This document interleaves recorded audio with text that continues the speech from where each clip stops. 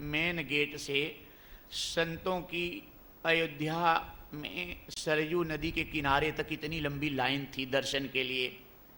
देखकर भोलेनाथ कागभुसुंडी जी को संकेत किए कि चेला राम, यहाँ तो 2-4 दिन बीत जाएंगे इतनी बड़ी लाइन में प्रभु का दर्शन के लिए।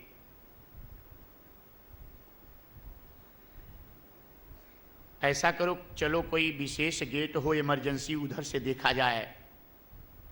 तो दूसरे गेट की तरफ गए। 4 घंटे बैठे रहे, कोई पूछा ही नहीं। एक दासी निकली बड़ी मुश्किल से।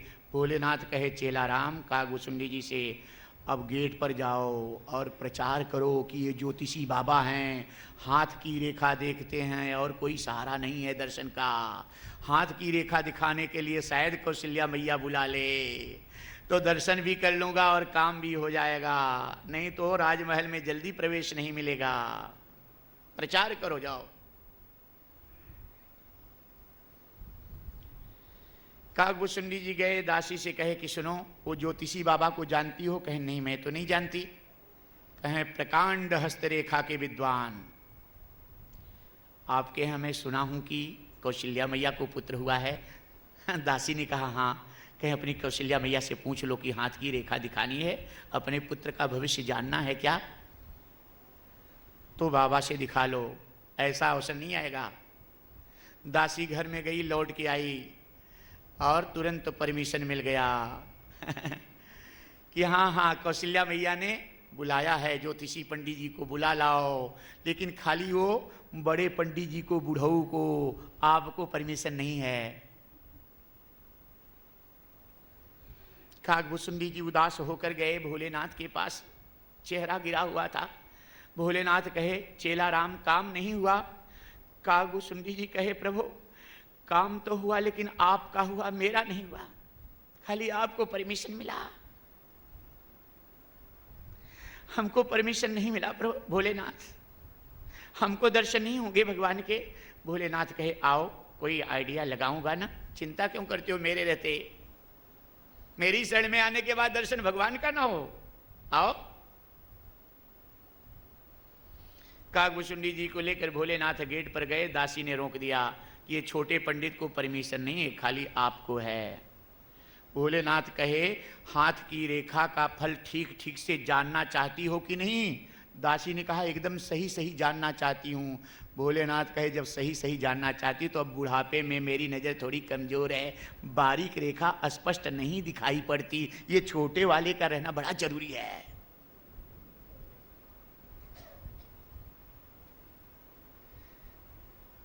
परमिशन मिल गया कि ठीक है, तब इनको भी ले चलिए आप साथ में। कागभुसुंडी जी भोलेनाथ के चरणों में गिर गए कि बाबा खूब धोबिया पाट मारे।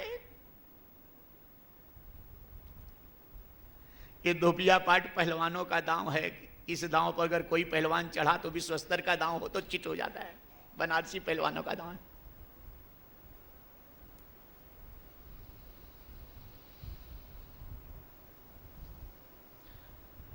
भोलेनाथ राजमहल में कागभुसुंडी जी के साथ में गए। कौशल्या मैया भगवान राम का हाथ भगवान भोलेनाथ के हाथ में ला करके दे दी कि बाबा बताओ क्या लिखा है। भोलेनाथ प्रभु राम का भविष्य बताने लगे कि बालापन जोलो, बालापन जब तक के छोटे बालक रहेंगे, बालापन जोलो तौलो खेलेंगे भवन आगे। जब तक छोटे रहेंगे तब तक राजमहल में बड़े सुंदर से खेलेंगे और सबको आनंद देंगे। होते ही किशोर मुनि कौशिक लई जाएंगे।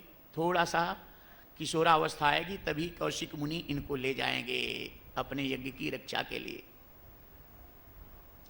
और जब वहां जाएंगे तब ताड़ू का उद्धार करी मुनि मख रक्षा करी। गौतम तिया को तारी जग जस पाएंगे। गौतम नारी अहिल्या का उद्धार भी करेंगे। इसके बाद जनकपुरी में जाए, जनकपुरी में जाए हर को दंड तोरी। जनक दुलारी को बियाही घर लाएंगे, अयोध्या में रहेंगे। हाँ?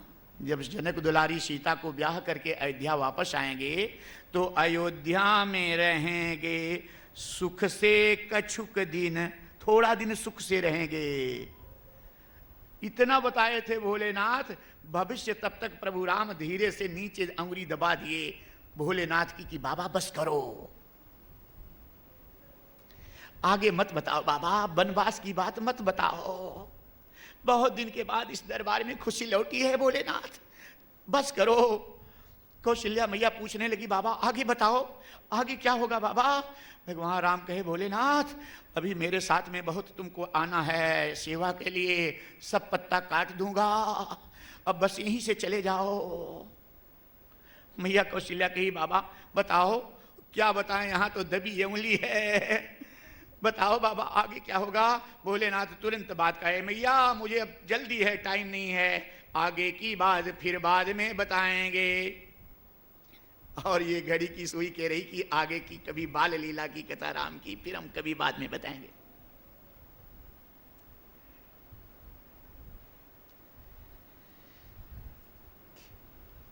कौशिक जी राजा दशरथ के पास विश्वामित्र जी आते हैं। भगवान राम और लक्ष्मण को अपने यज्ञ की रक्षा के लिए राजा दशरथ से मांगते हैं। राजा दशरथ बड़े दुखी हो जाते हैं कि हे मुनिवर, बहुत दिन के बाद ये राम और लक्ष्मण हमें मिले हैं, इनके बिना हम कैसे रह पाएंगे? आपने सोच समझ करके ये कुछ नहीं मांगे। मेरे राज्य को मांगे होते तो मैं खुशी से पूरा राज्य दे देता, आप मेरे प्राणों को मांगते तो मैं खुशी से देने के लिए तैयार हूं। हे गुरुवर कृपा करके इनको आप न मांगे। लेकिन वशिष्ठ जी राजा दशरथ को समझाए कि हे राजन देखो इस समय राम के विवाह का योग दिखाई पड़ रहा है, इनके नक्षत्र जो दिखाई पड़े, इनकी सारी स्थिति कुंडली की, इसलिए सब अच्छा शुभ दिन आने का संकेत मिल रहा है, ना मत करो, ये अच्छे गुण ही सीखेंगे, कोई दिक्कत नहीं होगी, आप जाने दो। राजा दशरथ तो प्रभु राम को देने के लिए थोड़ा दुखी हुए थे, लेकिन कौशल्या माता को रामायण में स्पष्ट लिखा है, कौशल्या माता को जब सूचना मिली कि विश्वामित्र जी राम और लक्ष्मण को मांगने के लिए आए हैं तो ये बड़ी खुश हुई, क्योंकि भोलेनाथ इनको भविष्य बता दिए थे कि जब मांगने के लिए आएंगे तभी इनका ब्याह होगा, तो मेरे राम का ब्याह का समय आ गया। इसलिए कौशल्या मैया खुशी, ठीक है जाने दो, मुझे बहू भी देखने की इच्छा है। कौशिक जी के साथ में, विश्वामित्र जी के साथ में प्रभु राम और लक्ष्मण जाते हैं, ताड़ुका का उद्धार करते हैं। समय बहुत कम है।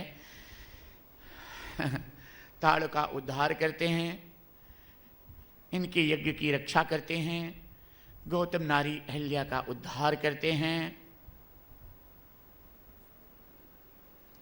और राजा जनक धनुष यज्ञ का आयोजन किए हैं। सुन करके राम और लक्ष्मण को लेकर विश्वामित्र जी राजा जनक के यहाँ उसी यज्ञशाला में जाते हैं। राजा जनक इनका स्वागत करते हैं।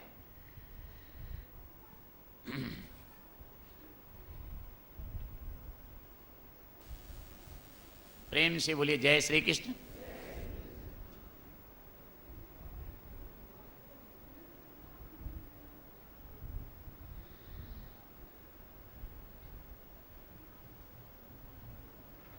अपने शिष्यों के साथ में प्रभु राम और लक्ष्मण को लेकर के विश्वामित्र जी जैसे ही इस यज्ञशाला में पधारते हैं, बड़ा भव्य स्वागत राजा दशरथ नमन करते हैं प्रभु को, विश्वामित्र जी को।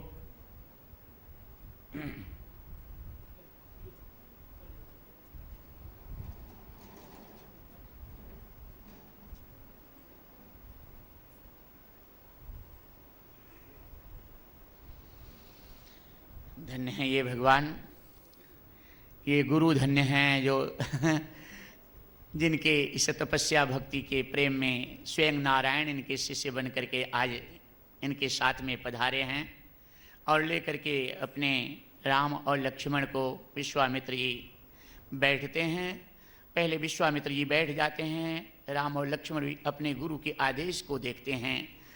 विश्वामित्र जी बैठने के बाद संकेत करते हैं कि राम बैठ जाओ। गुरु का आदेश पाकर के राम और लक्ष्मण जी भी आसन ले लेते हैं।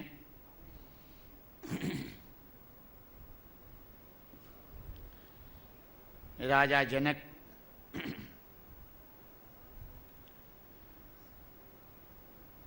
की घोषणा इच्छा को जानकर देश देश के राजा पधारे और उसी समय अचानक रावण का आगमन हो गया और रावण अपनी जय जयकार जबरदस्ती कराने लगा कि मैं धनुष उठाने जा रहा हूं, मेरी जय जयकार करो। मैया सीता पार्वती जी की वंदना की कि हे पार्वती माता, आज अपनी पूजा का फल मुझे दे दे मैया। हे मैया, भोलेनाथ का ये शिष्य भक्त है रावण, और मैया भोलेनाथ को कम से कम ये समझा दे तू कि तुम्हारा भक्त कितना अहंकारी हो गया है कि तुम्हारे धनुष को तोड़ने आ गया। हे भोलेनाथ, ये धनुष इतना वजन कर दो कि अपने भक्त का अभिमान मिट जाए, तुम्हारे भक्त रावण उठा न पावे धनुष। मैया पार्वती को वंदना की माँ सीता, और मैया पार्वती तुरंत भोलेनाथ को समझा दी कि बाबा ये रावण कितना अहंकारी भक्त है आपका है। भोलेनाथ कहे ये प्रिय भक्त है, अहंकारी नहीं। मैया पार्वती कहने लगी भोले बाप नाथ, अरे आपका भक्त है तो आपकी ही धनुष को तोड़ने आया है, आपका सम्मान करना चाहिए ना। भोलेनाथ कहे बात तो ठीक कह रही हो तुम। मैया पार्वती ने कहा भोलेनाथ, आप ऐसी कृपा कीजिए कि ये धनुष रावण से उठ न पावे और इसका अहंकार मिट जाए, आपके भक्त का कल्याण भी हो जाएगा। और भोलेनाथ की कृपा से ये धनुष इतना वजन हो गया, उठने की बात छोड़ो, हिल नहीं पाया और लज्जित होकर के सभा में रावण यहां से गया। रावण को लज्जित देखकर रावण जब यह धनुष को हिला नहीं पाया तो बड़े बड़े राजा सबकी हिम्मत छूट गई।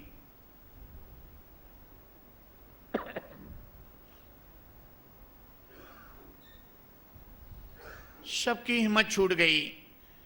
कितने लोग चुपके से उठ के चले गए, कितने लोग धनुष उठाने के लिए ही नहीं चले।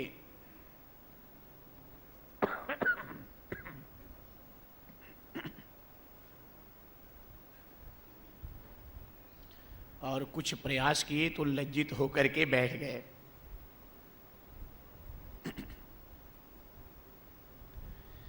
जब कोई धनुष को हिला भी नहीं पाया, उठाने तोड़ने की तो बात छोड़ो।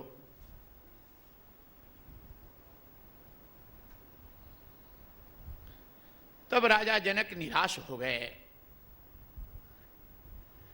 और निराशा में राजा जनक राजाओं को कुछ फटकारते हुए शब्द क्षत्रियों को बोल दिए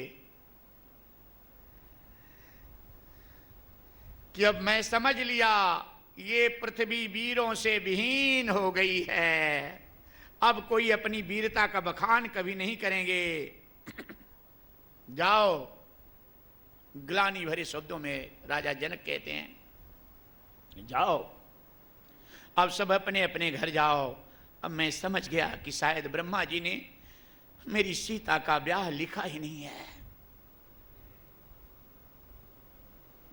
मैं भूल कर दिया था। छोटी थी, एक दिन ये गाय के गोबर से लीप रही थी जमीन और अपने बाएं हाथों से धनुष को उठाकर नीचे जमीन लीपी। उस समय मैं देखकर इसकी अद्भुत शक्ति आश्चर्यचकित रह गया कि मेरी छोटी बच्ची सीता एक हाथ से धनुष उठा करके शिव के धनुष को लीप रही है। कोई ये आदि शक्ति है, तो इसका विवाह उसी के साथ मेरे मन में निश्चय हुआ कि करूंगा जो इस धनुष को तोड़ सकेगा। लेकिन ये धनुष कोई हिला भी नहीं पाया, तोड़ने की तो बात छोड़ो। अब मुझे ऐसा लगता है कि मेरी इस बेटी सीता का ब्याह ब्रह्मा जी ने लिखा ही नहीं है। तजहु आशे निज निज गृह जाहू और लिखान विधि वैदेही विवाहो। अब ये कोई अपने आप को मैं वीर हूं ऐसा इस पृथ्वी पर कभी मत कहना। अब ऐसा कोई अभिमान स्वाभिमान मत करना। अब मैं समझ गया कि वीरों से विहीन हो गई पृथ्वी। जनक के इतनी बात को सुनते ही लक्ष्मण भैया जो बैठे थे, प्रभु राम तो नहीं बोले, लेकिन लक्ष्मण जी उठकर तमतमा करके खड़े हो गए। अरे क्षत्रिय कुल में जहां रघुवंशी हो ऐसी बात, अपमानजनक बात।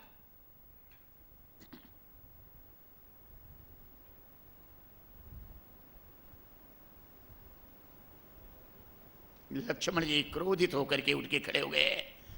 अरे क्षत्रियों के रहते हुए, रघुवंशियों के रहते हुए ऐसी अपमान भरी बातें।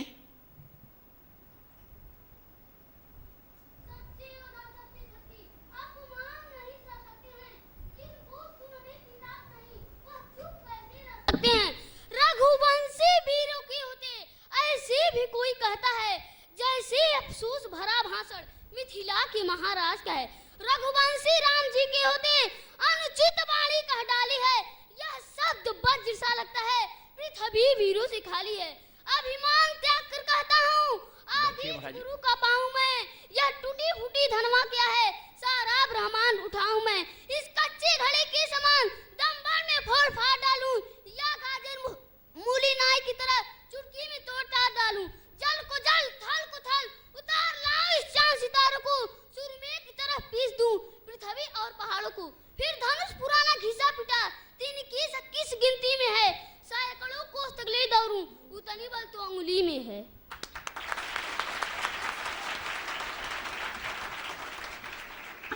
जय हो। ये लक्ष्मण भैया सिरा नहीं जाता है। भगवान राम इशारा करते हैं कि लक्ष्मण जी थोड़ा शांत रहो। लक्ष्मण जी सकुचा गए राजा जनक, और राजा जनक के ऊपर ये जो बहुत बड़ा भार है आज इनके मन में, इनके इस भार को उतारने के लिए, सीता जी के ऊपर कृपा करने के लिए, सबके नेत्रों को सुफल करने के लिए, सबके हृदय और मन को आनंदित करने के लिए कौशिक जी गुरुदेव प्रभु राम से तरफ संकेत करते हैं कि हे राम, अब समय आ गया है, उठो राम, हे राम उठो और इस धनुष को भंग करके सबके मन के, राजा जनक के मन के संताप को दूर करो, सबको आनंद दो राम। और भगवान राम शिव के इस धनुष को परिक्रमा करके पूजन करके प्रणाम करते हैं, क्योंकि रघुवंशियों के भगवान विष्णु के, भगवान राम के इष्ट भगवान शिव हैं। इसलिए भगवान राम अपने इष्ट भगवान शिव के इस धनुष को वंदन करते हैं, भगवान शिव को मन ही मन प्रणाम पूजन करते हैं, और इसके बाद भगवान शिव की कृपा आशीर्वाद लेकर के ये प्रभु राम सबके संताप को दूर करके सबको आनंद देने के लिए ये भगवान शिव की धनु हर सहज ही उठा लेते हैं। और जय हो, जय हो, भक्त वैशल भगवान की जय हो। और देखते ही देखते इस धनुष को भगवान कब हाथ में लिए और कब तोड़ दिए। बोले भक्त वैशल भगवान की, भक्त वैशल भगवान की, भक्त वैशल भगवान की। और सब में आनंद हो जाता है। राजा जनक स्वयं इशारा करते हैं कि अब सीता को बुलाओ और बरमाला पहनाएं राम के गले में। सीता जी गेट तक आई ही थी, तब तक अचानक इस धनुष की आवाज को टूटने की आवाज सुनकर के परशुराम जी आ जाते हैं। सीता जी अभी खड़ी हैं गेट पर, आ नहीं पाई, तब तक परशुराम जी महाराज का अचानक सन्नाटा छा जाता है। 21 बार क्षत्रियों का संहार करने वाले परशुराम जी शांत हो जाते हैं, सांस रोक करके खड़े सब बैठ जाते हैं, सब घबरा जाते हैं। ऐसे समय परशुराम क्रोध भरी आंखों से, अब क्या होगा हे प्रभु।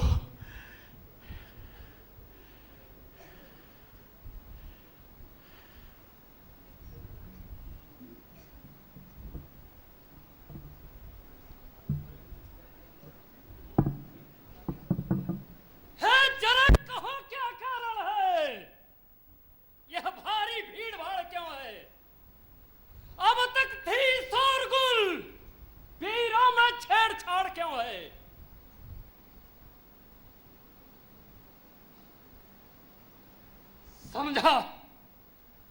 सीते तू शक्ति है, शक्ति की तू प्रतीक महान।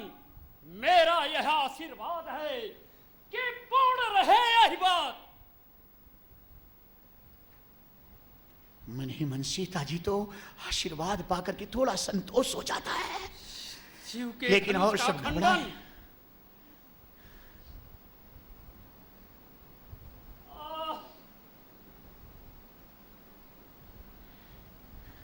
अरे ओ मिथिलापति, तू यह बतला, यह धनुआ किसने तोड़ा है?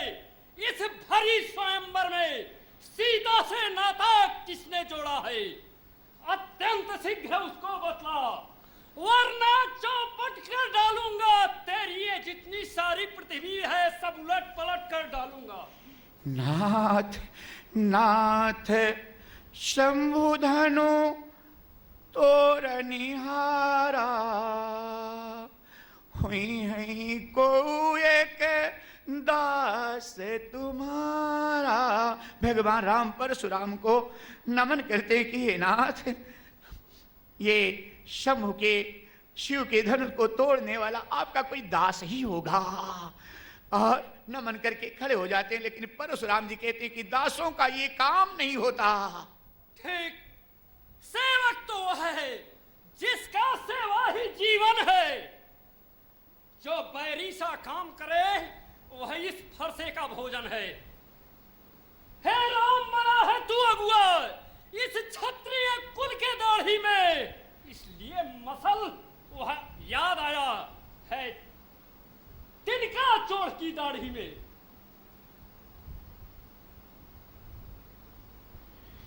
लक्ष्मण भैया से नहीं रहा जाता। प्रभु राम तो नजरें झुका करके खड़े हैं, लेकिन ये परशुराम जी की वाणी लक्ष्मण जी को सहन नहीं हो पाती। लक्ष्मण भैया तड़प उठते हैं। सुख का संवाद कभी दुख का कारण बन जाता है। मीठे मधुर बोलने से तोता पिजड़ी में आता है। जो ज्यादा मीठा होता है वह अपना नाश कराता है। देखो तो मीठे गन्ने को कोल्हू में पेरा जाता है। भाई ने मीठे वचन कहे तो और क्रोध चढ़ाया है। सबसे पहले बोल उठे इसलिए क्रोध चढ़ाया है। अच्छा अपराधी हमेशा ही हमने ही जान निचोड़ा है। जो करना है सो कीजिए, सुधनुष हम ही ने तोड़ा है।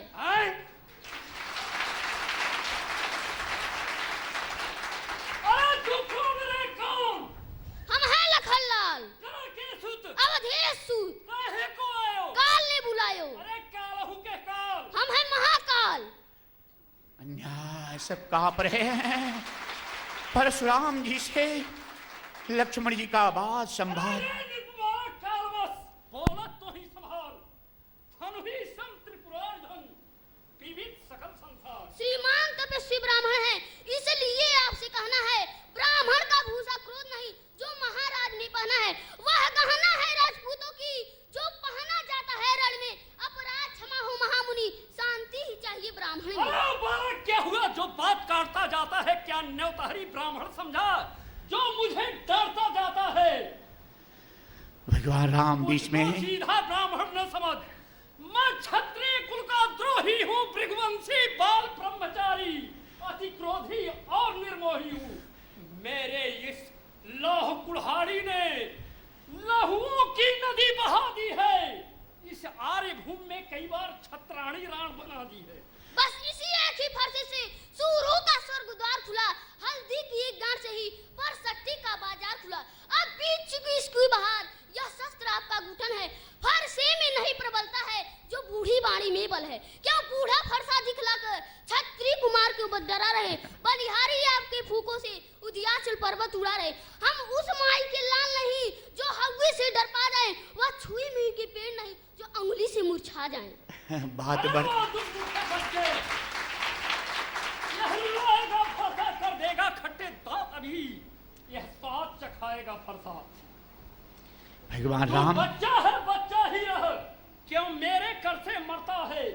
क्या तुझे मालूम नहीं जो मेरे आकर मचलता है?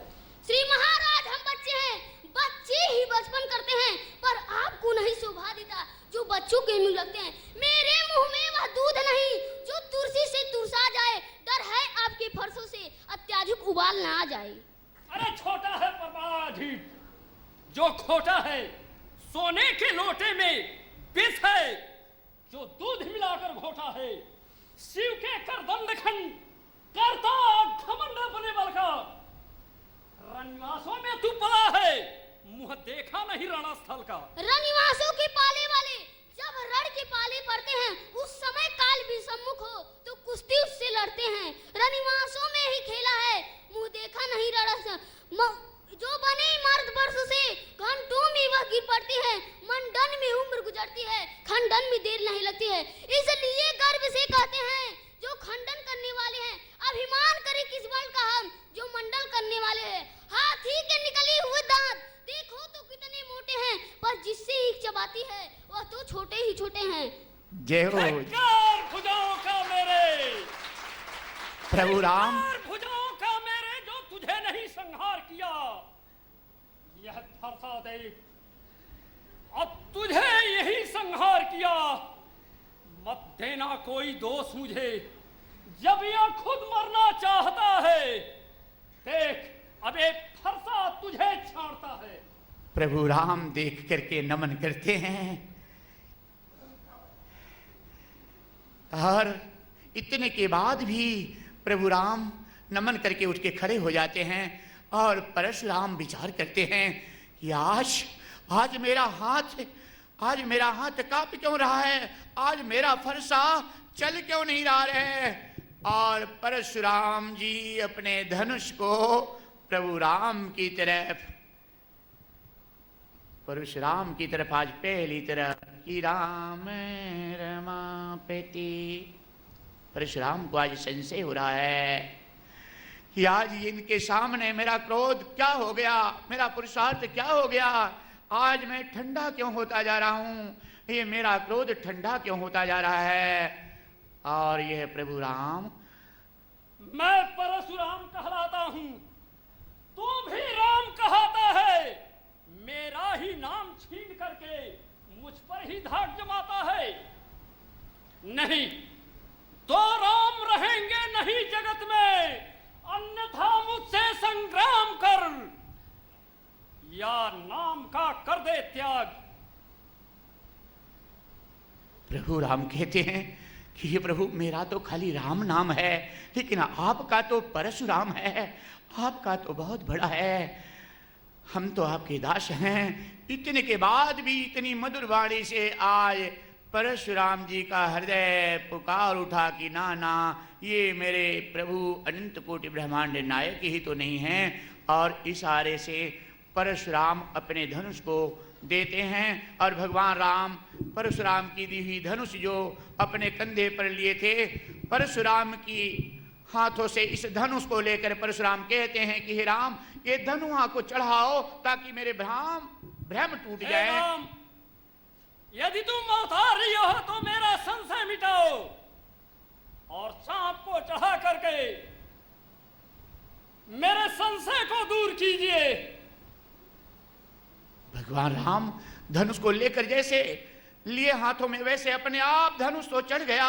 ये देख करके कि यह है मेरा धनुष, प्रभु राम ने चढ़ा लिया इसके ऊपर बाण और परशुराम अपने फरसे को त्याग दिए। आज प्रभु राम के चरणों में बैठकर मुझे विश्वास हो गया कि प्रभु का अवतार हो गया। बोलिए भक्तवत्सल भगवान की, भक्तवत्सल भगवान की। मैं सूरज समान हो तू, हे राम तुम्हारी जय होए। रघुकुल में सूरज समान हो तू, हे राम तुम्हारी जय होवे। असुरों के लिए